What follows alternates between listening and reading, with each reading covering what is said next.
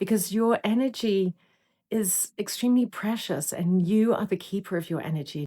Redo You, the podcast that teaches you tools and strategies so you can build the confidence to rediscover and reinvent yourself. With me, Emma Hull, your favorite life coach. Each week, I'll introduce a concept that you can implement right away so you can live your most authentic life.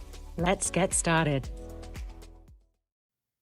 Just like your bank account has a finite amount of money in it and you have money coming in and going out, your energy is the same. So I want to talk today about the concept of balancing your energetic books. And it's really about being intentional with your time and your energy.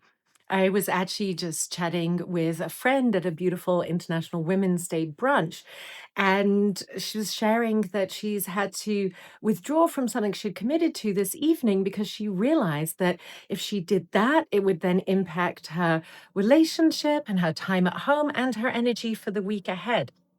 Sometimes we have to stop and think and realize the impact of a decision that we're making in the moment that might have an impact on our energy that particular day, but maybe it's also about thinking about how is this going to affect the rest of my week. Look at your energy as if it were a bank balance, and you're having to notice, well, if I make a withdrawal now, where is the income going to come in? Am I going to have enough in the bank for what I've committed to for the week ahead if I make this withdrawal right now?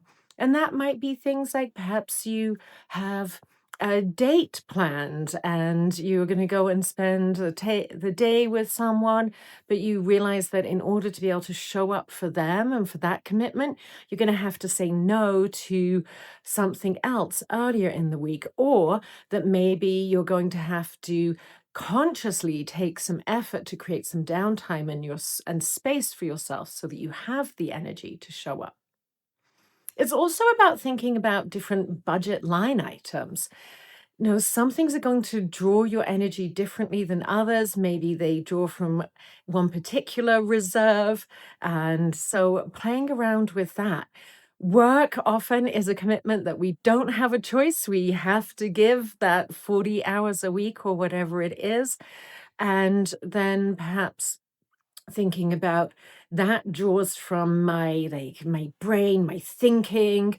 And so paying attention to what else you've got going on that week that's going to draw from that same line item. Maybe you have different types of relationships where they draw on similar things as well, or perhaps where if you spend time with this friend, then that's going to impact your ability to spend time with another friend who perhaps draws on a similar resource. Really, so take a moment here to think about your life and the things that are withdrawing energy from your bank account. And think about the things that help fill that energy up. And maybe for you, spending time with people is one of those things that fills your energy up. Maybe you need to schedule time alone to replenish your energy. You know yourself best.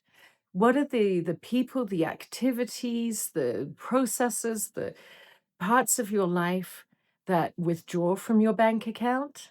And what are the things that fill it up? And this isn't about judging yourself. It's not about anything being right or wrong.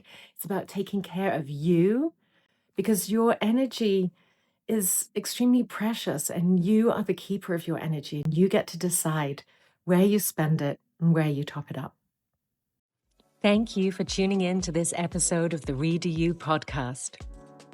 Remember to subscribe, rate, and review, and tell a friend because together we rise even higher. See you next Friday.